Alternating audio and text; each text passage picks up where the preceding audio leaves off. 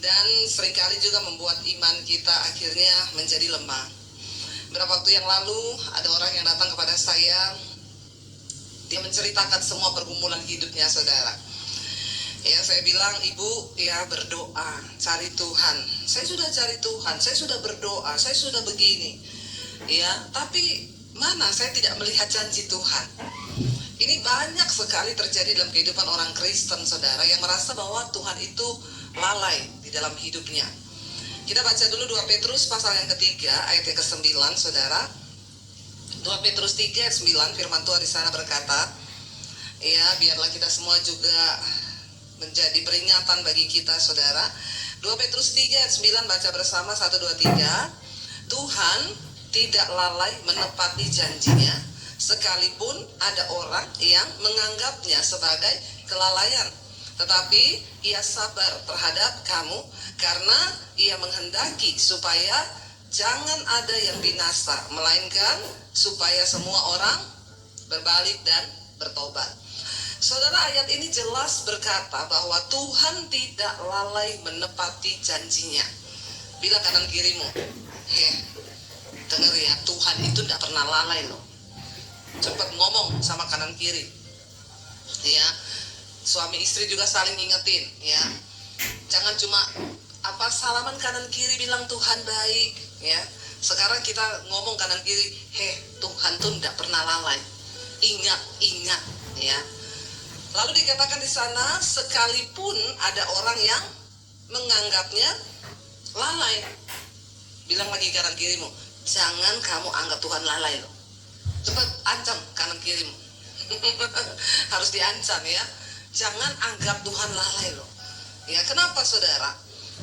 Semua persoalan, pencobaan, persoalan di hidup yang Tuhan izinkan kita alami itu, saya percaya Tuhan bekerja dengan waktunya, Tuhan bekerja dengan caranya, amin.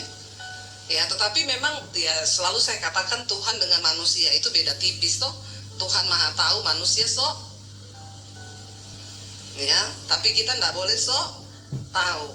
Tuhan itu maha tahu, masalahnya kita ini sok tahu. Kita pikir bahwa kita yang lebih tahu, ya, waktunya kapan, ya, caranya bagaimana. Kita pikir kita yang harusnya tuh kayak begini-begini loh, harusnya begini-begini. Saudara ingat kisah seorang panglima di Alkitab, yaitu Naaman. Dia panglima tertinggi dari Raja Aram. Ketika dia kena kusta, saudara, lalu ada budak yang bekerja di rumahnya, orang Israel, bilang sama istrinya, sebenarnya kalau bapak mau pergi, ya, itu di Israel ada seorang nabi yang bisa menyembuhkan. Lalu dia pamitlah kepada rajanya, izinkan aku pergi, aku ini mau berobat. Kemana? Ke Israel. Karena dia panglima tertinggi, waktu dia pamit, rajanya bilang, ya udah sekalian kamu bawa surat, ya, surat jalan. Saya tulis surat kepada Raja Israel. Loh, sebenarnya kan ini bukan urusan kedinasan toh. Naaman ini kan hanya mau pergi, ya, berobat karena dia kena kusta. Tapi karena dia panglima tertinggi, akhirnya rajanya bilang bawa surat untuk raja di Israel. Mungkin maksudnya ya supaya lancar lah. Tapi dalam surat itu dia bilang, panglimaku, nah yang namanya Naaman ini pergi untuk berobat, ya, sembuhkanlah dia dari sakit kustanya. Ketika Raja Israel membaca surat dari Raja Aram, dia stres langsung. Dan Alkitab berkata dia mengoyakkan jubahnya. Lalu dia bilang, aku ini Tuhan kah? Kenapa ini Raja Aram menulis surat supaya aku menyembuhkan panglimanya? Dia ini pasti cuma cari gara-gara ini. Dia mesti mau perangi Israel lagi. Dia koyakkan jubahnya, itu tanda tidak berdaya. Tanda ya segala macam tanda lah kalau orang mengoyakkan jubah itu, takut, ya, menyesal dan lain sebagainya. Dia bilang, aku ini Tuhan kak, disuruh sembuh orang. Ya, kita tahu zaman itu orang sakit kusta tidak ada obat. Ini satu masalah besar. Akhirnya ketika Naaman pergi, saudara, ya, lalu ketika raja mengoyakkan jubahnya, kedengerannya lah sama Elia, dia bilang, jangan kamu koyakkan jubahmu, sebab kita punya Tuhan yang hebat, ya, Allah Israel. Suruh dia datang ke sini untuk menemui. Pergilah Naaman untuk menemui Nabi Tuhan. Ketika ketemu, dia nggak ditemui, malah dia bilang sama dia kalau mau sembuh, dia pergi ke sungai Yordan, rendam tubuhnya, mandi selama 7 kali, nanti dia pasti sembuh. Naaman bilang begini, saudara, aku pikir aku datang menemui hamba Tuhan.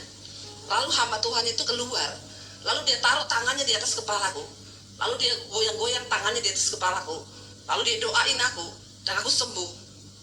Ini loh salah satu ciri manusia yang sok tahu. Dia mengukur cara kerja Tuhan sesuai dengan konsep berpikirnya.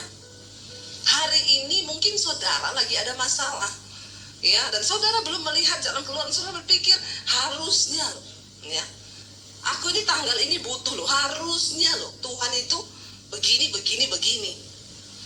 Tapi kan kita nggak pernah tahu Tuhan itu bekerja sesuai waktunya dan juga dengan caranya, bukan cara kita.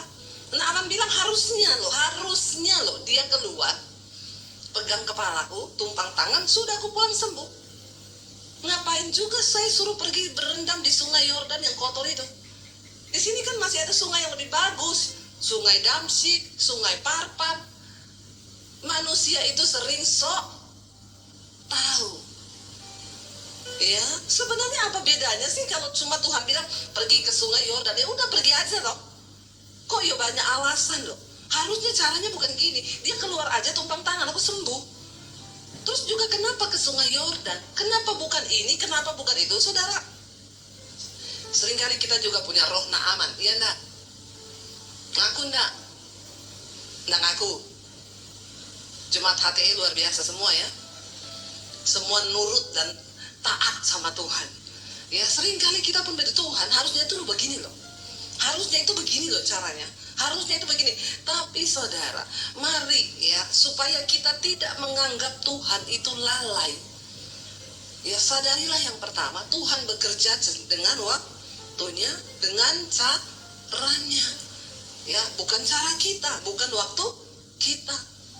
Jalani aja. Tetapi memang banyak orang yang tidak kuat ketika menjalani proses itu. Ya, sebenarnya semua masalah itu ada time limitnya, saudara. Dan semua tergantung respon kita. Ya, saya percaya. Makanya sekarang kalau jemaat, Bu Debi, saya itu gini-gini. Sudah Bu, berdoa saja. Semua ada time limitnya kok. Ibu mau datang sama saya, mau cari Pak Victor juga, tidak ada guna. Kita tidak bisa tolong. Amin.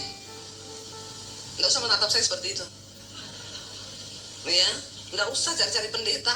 Nggak usah cari gembala, ada masalah cari gembala. Cari gembala itu kalau mau bawa oleh-oleh saja, amin. Nggak amin, malah ketawa. Ya, tiap ada masalah mau carinya pendeta, tiap ada masalah carinya Pak Victor. Tapi kalau ada oleh-oleh, nggak pernah ingat Pak Victor. Kenapa saya ngomong begini ya Pak? Padahal Bapak nggak curhat loh sama saya. Ya, bener nggak saudara? Ketika ada masalah, ada persoalan, cari Tuhan. Supaya kita mengerti maksud Tuhan, supaya kita beroleh kekuatan. Ada lagi ibu-ibu datang sama saya, Bu, saya itu sudah cari Tuhan, saya percaya sama Yesus, kenapa hidup saya itu banyak masalah? Saya bilang, Bu, ya itu tandanya kau masih hidup. Amin. Ya, kalau masih ada masalah, itu tanda kita masih, bilang kanan kirimu, masih ada masalah, puji Tuhan, masih hidup kau. Ya, kalau udah nggak ada masalah, berarti sudah mati, ya. Ya, hidup ini saya bilang, kita percaya kepada Yesus bukan supaya hidup kita ini tidak ada masalah. Kenapa kita percaya kepada Yesus sebagai Tuhan dan Juru Selamat? Supaya ketika kita menghadapi masalah di hidup ini, kita punya kekuatan. Amin. Jangan terbalik-balik. Banyak orang Kristen sesat, banyak orang Kristen mundur, banyak orang Kristen murtad. Kenapa? Ya, karena dia bilang sih udah ikut Tuhan, tapi kok banyak masalah. Kita percaya Tuhan, kita ikut Tuhan, karena memang dunia ini tempatnya masalah. Dunia ini gudangnya masalah. Ya, kita percaya Yesus, kita ikut Dia, supaya ketika tekanan dan persoalan datang, kita ini punya kekuatan. Saya ketemu satu orang yang tinggalin Yesus karena pasangan hidup. Ya, kenapa kamu tinggalin Yesus? Saya dapat jodoh soalnya, Bu. Jodoh saya bukan orang Kristen. Soalnya saya sudah lama berdoa buat orang Kristen, tidak dapat. Akhirnya saya dapat ini. Saya lihat juga suaminya nggak ganteng-ganteng amat. Ya, saya bilang, ini kamu tinggalin Yesus cuma model kayak begitu itu. Ya, soalnya Tuhan tidak jawab doaku. Ngeri saudara. Orang menganggap Tuhan lalai. Salah satu contoh di Alkitab, ya, yang menganggap Tuhan lalai itu siapa? Sarah, ya. Ketika Abraham mendapat janji Tuhan akan memperoleh seorang anak, saudara. Lihat Kejadian pasal 16. Kejadian 16 ayat 1 sampai ayat yang kelima kita baca. Kejadian pasal yang ke-16, saudara, ya. Hagar dan Ismail. Ayat yang pertama, adapun Sarai istri Abram itu tidak beranak. Ia mempunyai seorang hamba perempuan, orang Mesir, Hagar namanya. Ayat 2, baca bersama. Berkatalah Sarai kepada Abram, engkau tahu Tuhan tidak memberi aku melahirkan anak. Karena itu baiklah hampiri hambaku itu, mungkin oleh dialah aku dapat memperoleh seorang anak. Dan Abram mendengarkan perkataan Sarai. Perhatikan saudara, apa yang seringkali membuat kita ini tidak sabar menunggu janji Tuhan digenapi. Kan mereka sudah menerima janji bahwa Abram itu akan menjadi bapa, bahwa Abram akan memperoleh banyak keturunan dan dia akan disebut bapa orang beriman. Ini janji loh yang Tuhan sudah berikan. Tetapi karena keadaan, perhatikan, Sarah berkata, ya, kepada Abraham, engkau tahu Tuhan tidak memberi aku melahirkan anak. Padahal Tuhan berkata kepada Abraham apa? Aku akan menjadikan engkau bapa segala bangsa dan engkau akan punya keturunan. Kenapa mereka gagal, saudara? Yang pertama seringkali karena kita melihat keadaan. Sarah melihat keadaan. Iya, dia gak percaya sama janji Tuhan. Malah dia bilang apa? Tuhan tidak memberi aku untuk melahirkan anak. Iblis itu sering kali, saudara, kerjaannya iblis itu apa? Kerjaannya iblis itu membuat kita meragukan akan janji Tuhan. Ya, iblis gak suka orang yang beriman. Karena itu tiap hari pasti dia bilang sama Sarah, kamu kan sudah menopause, kamu memang gak bisa punya anak. Lihat keadaanmu, lihat keadaanmu. Gak bisa. Gak ada orang sudah menopause mati haid itu bisa punya anak. Itu secara ilmu, secara logika, hal itu tidak mungkin. Hari ini apa yang sedang iblis tanamkan dari pikiran saudara? Ya, mungkin iblis berkata, nggak mungkin usahamu itu bisa bangkit lagi, nggak mungkin rumah tanggamu bisa dipulihkan, nggak mungkin, dan nggak mungkin. Itu kerjaannya setan. Setiap hari dia akan berusaha menanamkan sesuatu di pikiran kita yang bertentangan dengan firman dan membuat kita meragukan akan janji Tuhan. Ya, tapi jangan biarkan setan. Waktu Sarah ini diserang sama iblis, dia berkatakan apa yang iblis taruh di otaknya. Harusnya yang dia perkatakan gini kan sama suaminya, Pak, ya memang secara keadaan ya nggak masuk akal sih ya. Aku sudah mati haid, masa bisa punya anak? Tapi kan Tuhan udah janji tuh. Ya udah kita tunggu ya janji itu ya. Amin.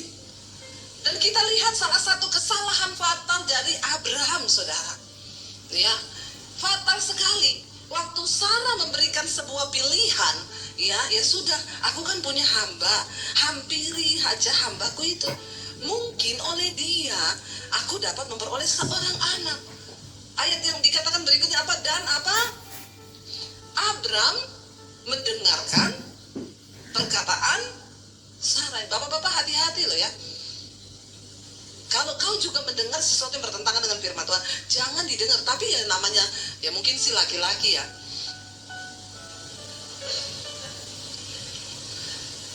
Kucing dikasih gereh.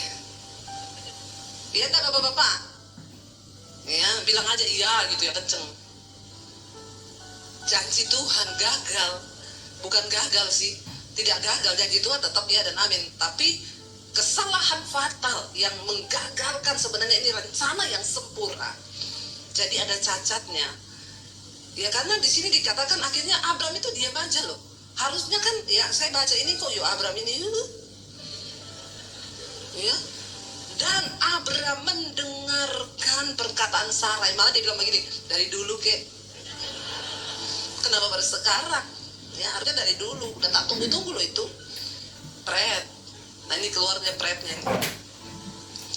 Iya, loh saudara, orang Mesir yang paling jelek di Mesir itu, ya, paling cantik di sini. Ya, jadi pembantunya Sarah itu yang namanya Hagar, ya cewek Mesir, hidungnya mancung, bodinya tinggi, putih, cantik, 11-12 sama saya. Kok ketawanya mengejek ya?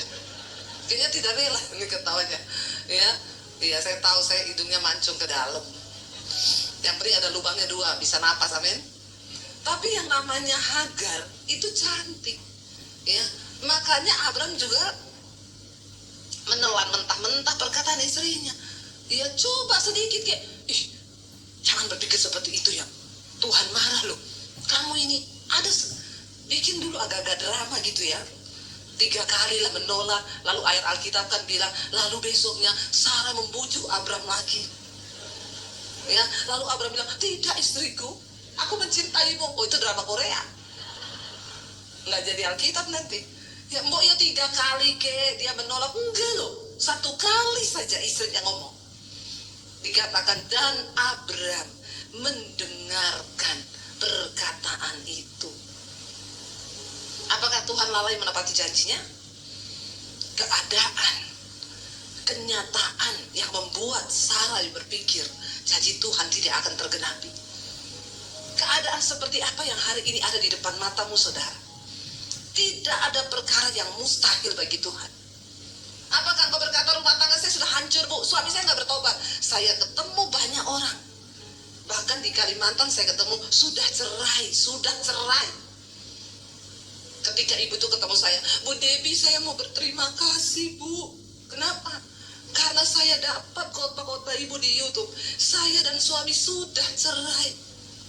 Tapi sekarang kami dipulihkan kembali, Bu. Sebab firman Tuhan itu, ya dan amin. Waktu saya praktek melakukan semua yang ibu khotbahkan, tiap malam saya cari Tuhan, saya dengar mesbah doa, hidup saya dipulihkan. Saya bergumul untuk suami saya. Suaminya selingkuh, narkoba, ya, main tangan kasar sama istri. Semua orang berkata, ya pantas, ceraikan saja, model laki-laki begitu. Keluarga semua mendukung, ceraikan saja. Itu bukan suami, setan itu. Tapi saudara, waktu dia tangkap janji Tuhan, dia dengarkan firman. Ketika saya khotbah, saya bilang, selama engkau rindu untuk kehendak Tuhan digenapi atas rumah tangga, 1 orang saja antara suami atau istri yang mengimani firman Tuhan, tidak ada yang mustahil. Rumah tanggamu dapat dipulihkan. Dia tangkap janji Tuhan, dia bergumul. Dia datang kepada saya, Bu, terima kasih. Sekarang saya dan suami saya menjadi jemaat mesbah doa. Kami dipulihkan, rumah tangga kami diberkati Tuhan. Suami saya sekarang mencari Tuhan. Kok nggak ada yang tepuk tangan? Ini jemaat Semarang ini memang, ya, loh benar nggak saudara? Nggak ada yang mustahil. Nggak ada keadaan yang tidak mungkin. Saya makan loh di Salatiga di restoran. Tiba-tiba ada suami istri datang. Dari jauh dia datang, saudara. Langsung nangis, ya. Mau berlutut di kaki saya. Ibu, terima kasih, Bu. Nggak usah kayak gitu, berdiri. Nanti orang pikir saya pukulin ibu. Berdiri, Bu. Ya kadang-kadang juga jemaat itu memang, ya tapi saya juga menyadari mungkin karena dia memang merasakan anugerah Tuhan, ya. Saya mau berterima kasih sama Ibu Debbie. Kami berdua, Bu, hampir bercerai, Bu. Tidak ada harapan. Tapi ketika kami dengar firman Tuhan, kami terus ngikuti, Bu. Rumah tangga kami dipulihkan. Saya mendengar banyak sekali kesaksian yang seperti itu. Di Atlanta, suami istri sudah bercerai, saudara. Ya, suaminya selingkuh, istrinya tidak tahan, lalu istrinya juga nggak kuat, punya anak, ya sudah kita cerai aja, saya udah nggak bisa, kamu udah selingkuh sama orang lain. Ketika bercerai, istrinya selingkuh juga dengan temannya suami orang juga. Nih lingkaran setan nih begini nih. Akhirnya dia sampai hamil, dia gugurkan kandungannya.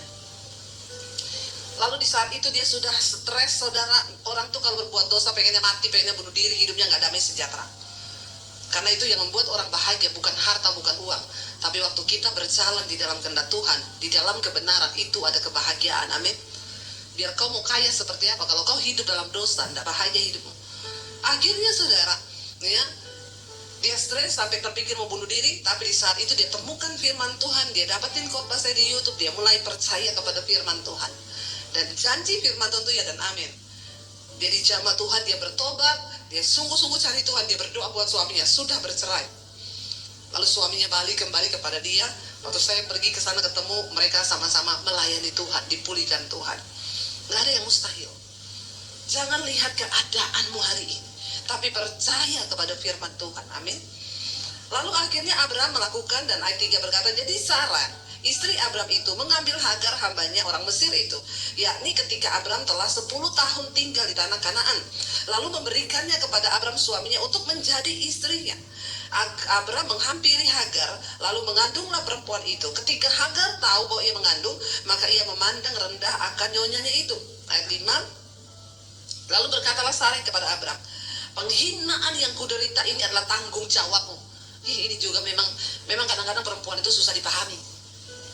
Dia nggak bapak-bapak, bilang iya aja cepet, jangan kenceng, nggak usah takut sama istrimu. Yang menyebabkan masalah ini siapa? Yang ngomong Abraham suruh tiduri Hagar siapa?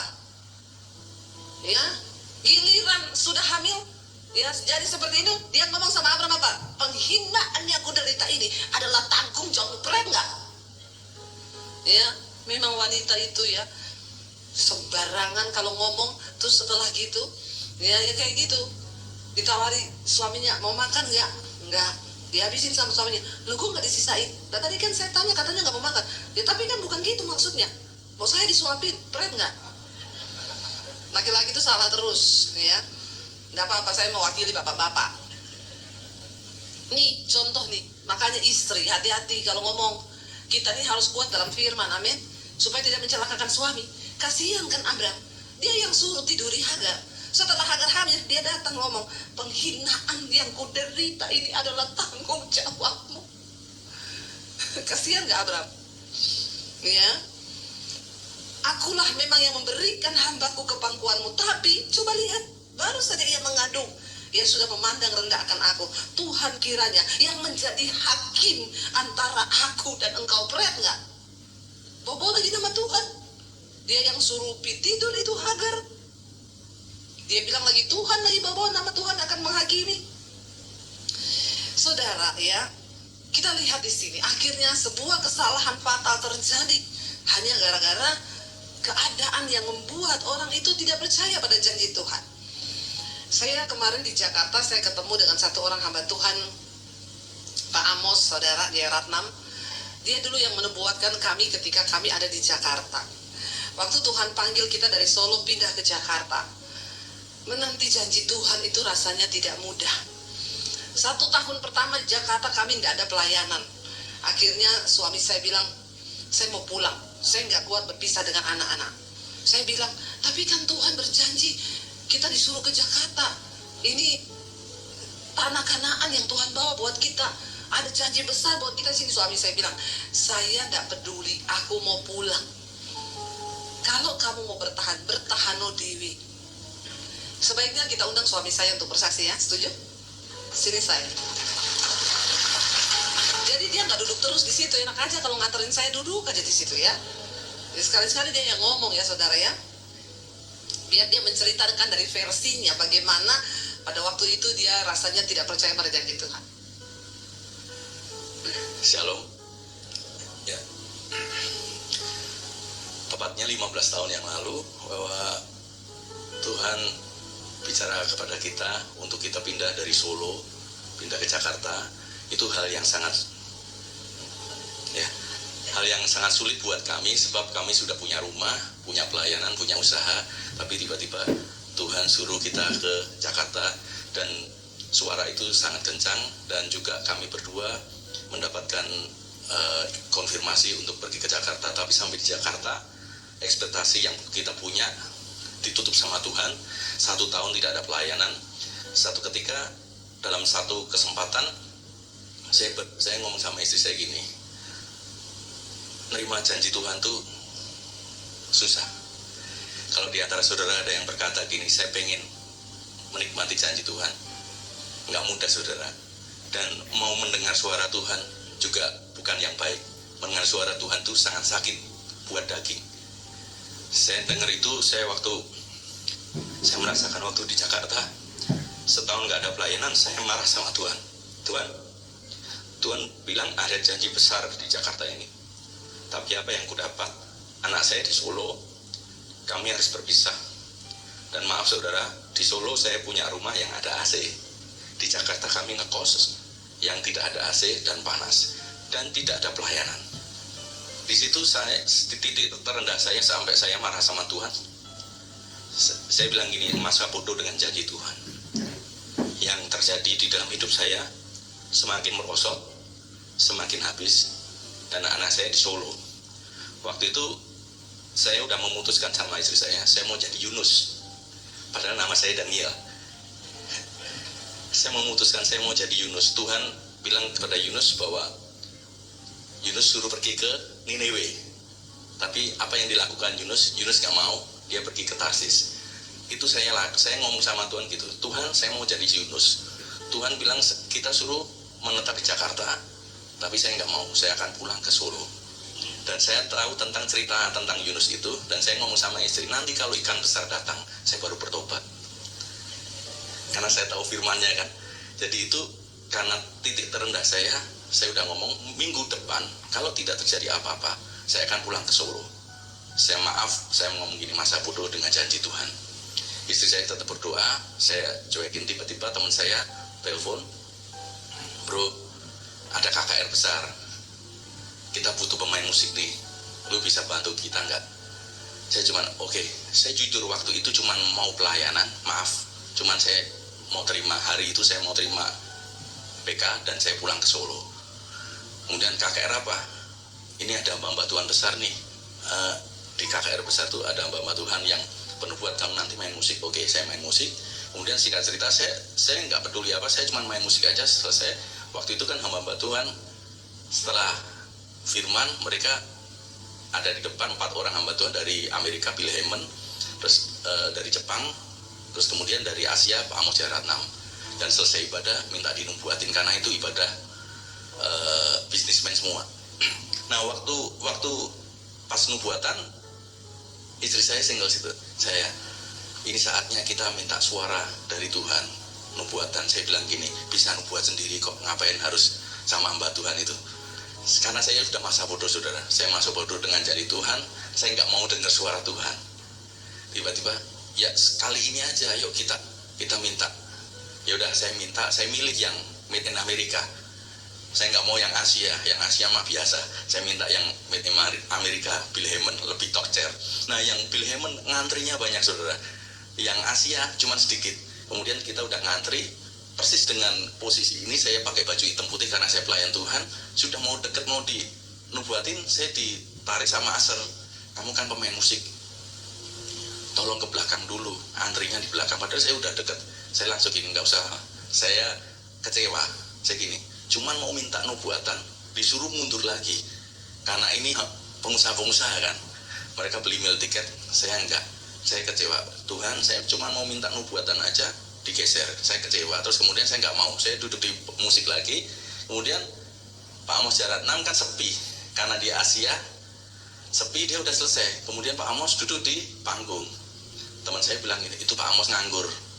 Saya udah kecewa yang tadi Amerika, yang ini Asia. Ya udahlah, saya Asia.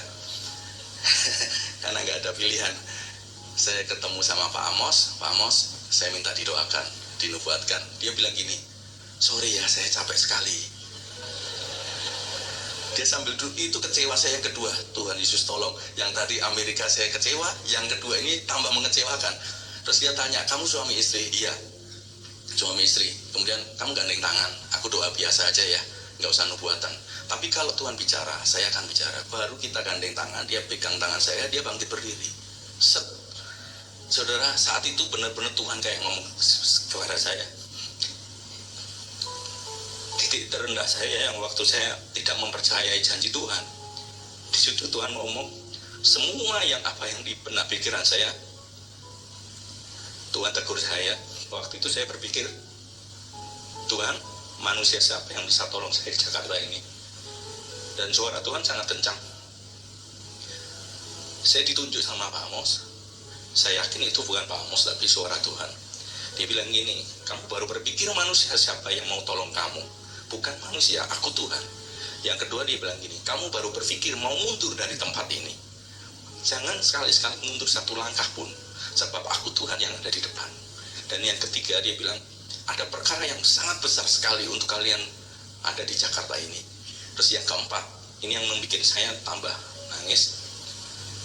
Anak-anakmu aku yang pelihara. Saya kan baru berpikir anak saya waktu itu di Solo, di Jakarta, anak-anakmu aku yang pelihara.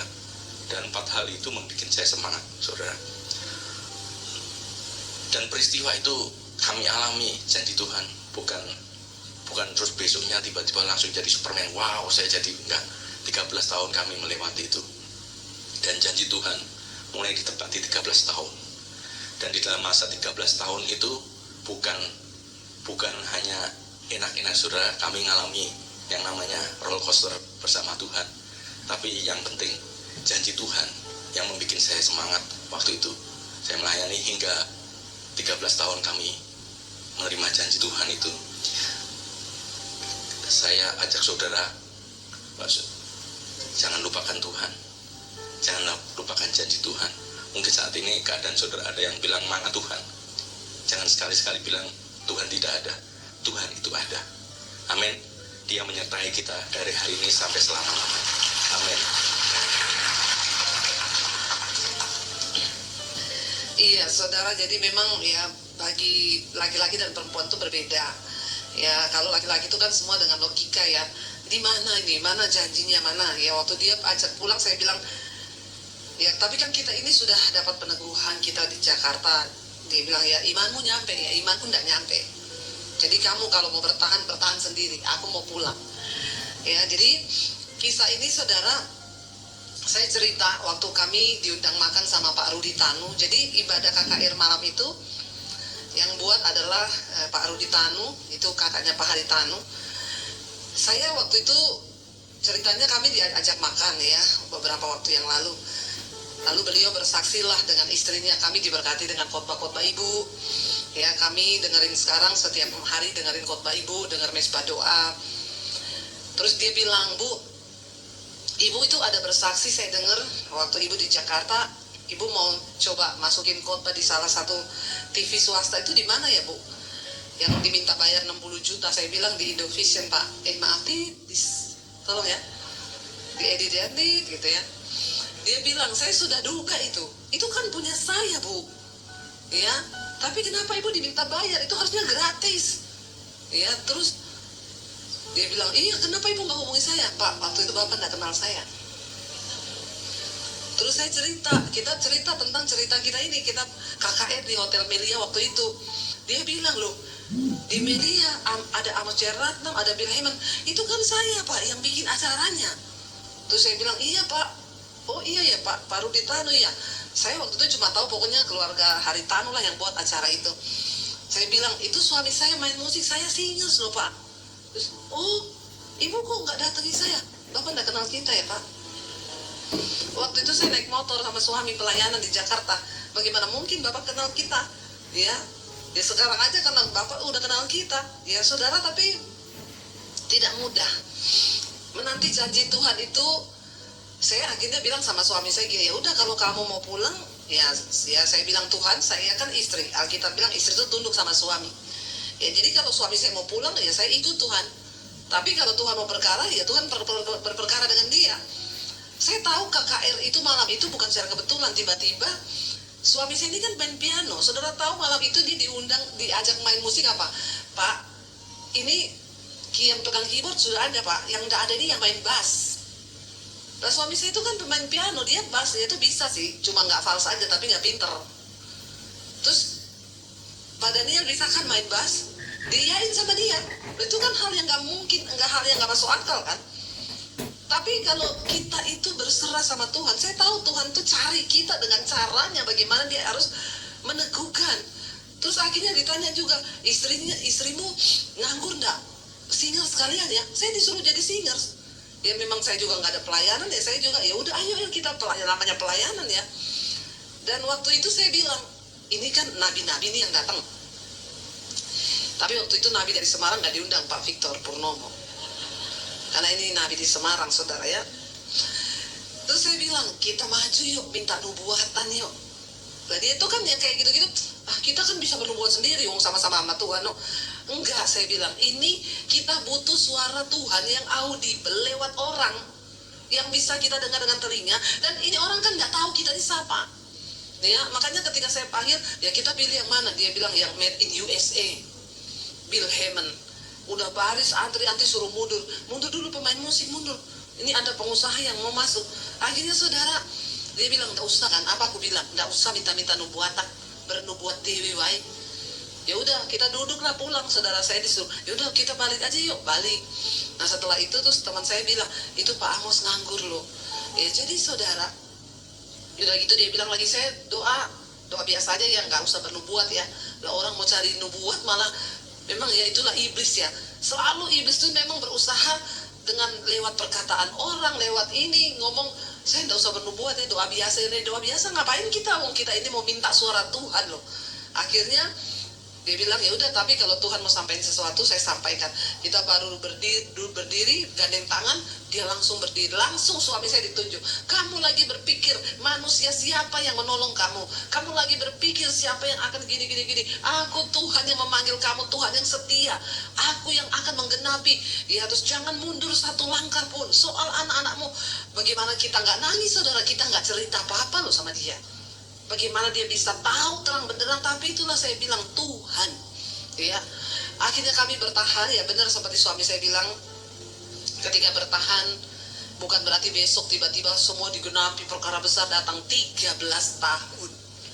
Kalau saya cerita 13 tahun penantian akan janji Tuhan, dengan air mata, sampai akhirnya rumah kita di Solo kejual.